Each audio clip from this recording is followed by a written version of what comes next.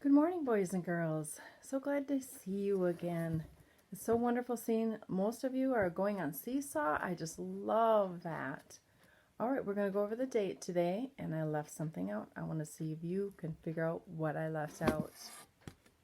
Today is Wednesday, and it's April 15th. And is 15 an odd or even number? Now I want you to think about a math addition number sentence that has an answer of 15. I also want you to think of a multiplication number sentence that has a product, which is the answer of 15. All right, here's our Nevlin Code of Honor. Be safe, be responsible, I wonder if you can remember what that last one is. Kind of like a little test. All right, I'd like to go over some things in your matrix since you picked those up yesterday. I want to start with the math one. It looks like this. And yesterday you had some problems in which you had to underline the digit in the 10,000s place and circle the number in the hundreds place. You might have had to have some help from your parents on that.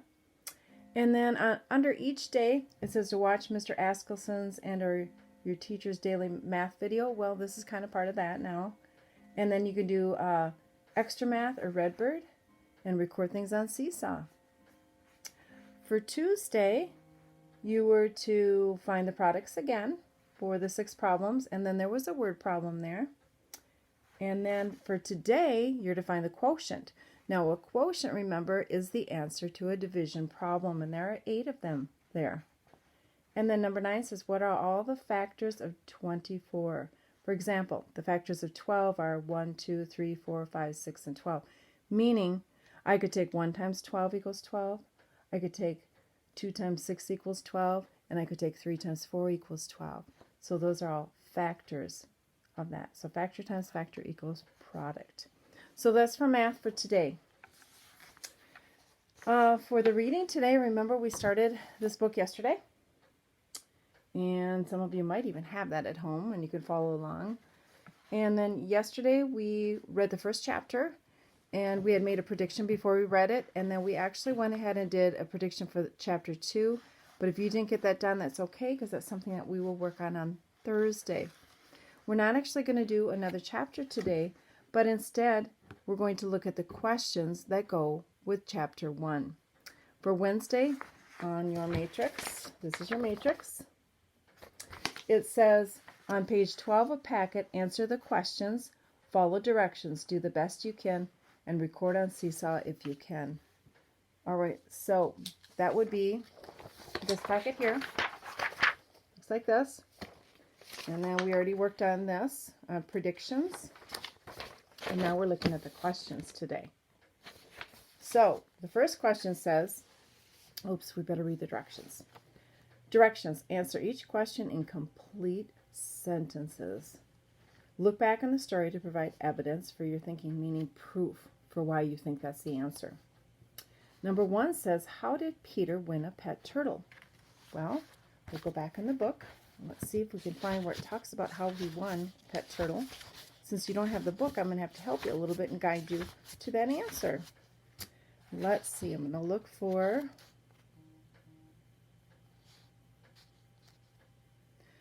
Remember when they were talking about this birthday party? And it says, I won dribble at Jimmy Fargo's birthday party. I'm just going to read the first page over again so you can get an answer, and then you can be writing a sentence for an answer. All the other guys got to take some home goldfish in little plastic bags. I won him because I guessed there were 348 jelly beans in Mrs. Fargo's jar. Really, there were 423, she told us later. Still, my guess was closest.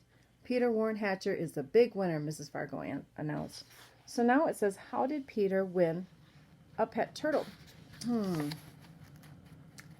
I think I would start this one out saying, Peter won a pet turtle by, and then tell me how he won it. I'm not going to give the answer. I want you to think about it. Okay? I'm going to just give you some time to write. There are 3 questions total here on the tales of a 3rd or 4th grade nothing. I was thinking 3rd grade because you're in 3rd grade now.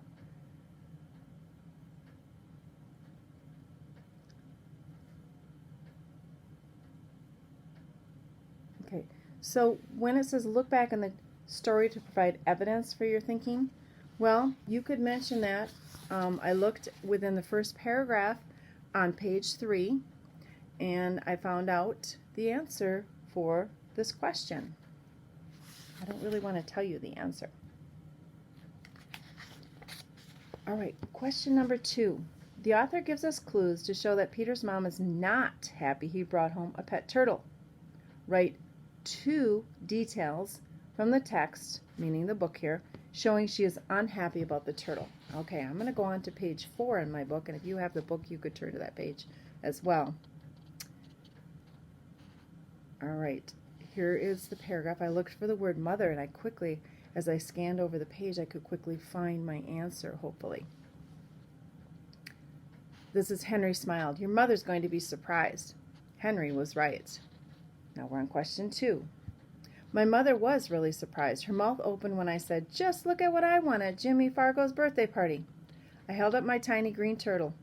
I've already named him Dribble. Isn't that a great name for a turtle? My mother made a face. I don't like the way he smells, she said. What do you mean? I asked. I put my nose right down close to him. I didn't smell anything but turtle. So Dribble smells like turtle, I thought. Well, he's supposed to. That's what he is. And I'm not going to take care of him either, my mother added. Of course you're not, I told her. He's my turtle, and I'm the one who's going to take care of him. You're going to change his water and clean out his bowl and feed him and all that, she asked. Yes, I said, and even more, I'm going to see to it that he's happy. This time, my mother made a funny noise, like a groan. All right. So once again, the author gives us clues to show that Peter's mom is not happy, and I'm sure you could tell by what I read that he brought home a pet turtle. Now write 2 different reasons or details, things that I read about from this, showing she is unhappy about the turtle. Go ahead and write 2 details that you saw or heard that would definitely say, we could assume or infer that she was not happy about it. She didn't come out and say she wasn't happy, but remember how she made a face and she kind of groaned after she asked him if he's going to take care of it. Those are a couple little hints there. But try to write complete sentences when you write your answers for this. For example, I know that Peter's mom was not very happy about his new pet turtle because, and that could be one, and then you could say for 2, another reason I could tell that Peter's mom did not like the pet turtle was, and then say your other detail. All right. If I'm going too fast, feel free to just kind of replay the video as you go.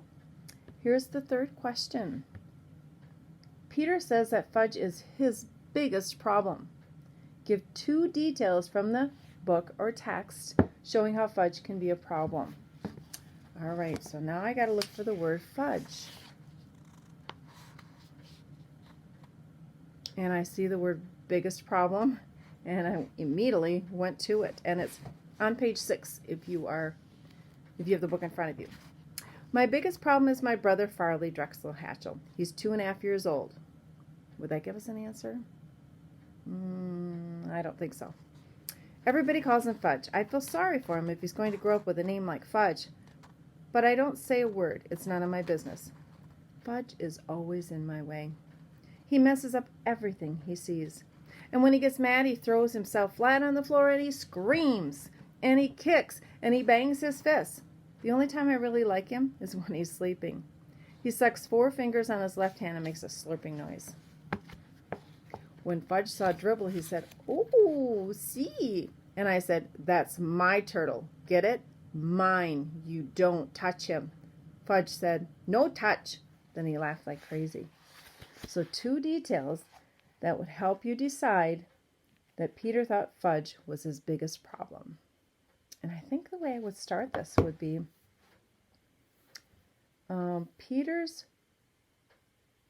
Peter thought that Fudge was his biggest problem because, and then you can go in and write 2 different reasons of what I just read that would tell you that he was his biggest problem.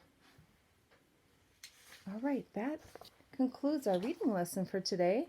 And the math lesson, if you want to just write those, maybe write the equations and then the answers for those in your notebook, and it would be great if you show your work on those. All right, have a great rest of the day. Bye now.